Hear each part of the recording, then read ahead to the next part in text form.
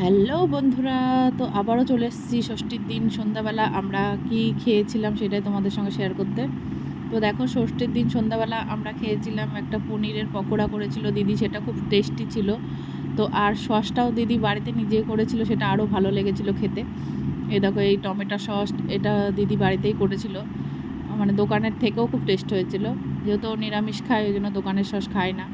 আর করেছিল পুদিনা পাতা ধনে পাতা দিয়ে একটা চাটনি, ওটাও খুব সুন্দর ছিল। তো এই দেখো, এখানে সবাই জামাইদেরকে দেবো বলে এখানে তুলে নিচ্ছি, তারপরে আমরা লাস্টে খাবো। তো তোমাদের কেমন লাগলো প্লেট সাজানোটা অবশ্যই জানাবে।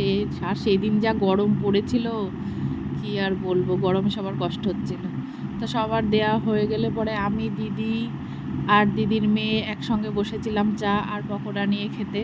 তো আমি যখন ভিডিও করছিলাম, মানে আমি বলেছিলাম আমার দিদি ছোটো মেয়েটাকে ভিডিওটা কর, আর বড়টা দেখো, যে বলেছি এদিকে তাকা ক্যামেরা হচ্ছে, অবাক হয়ে গেছে কী হলো। দিয়ে কেমন লাগলো অবশ্যই জানাবে। আমরা খুব এনজয় করেছিলাম সেদিন।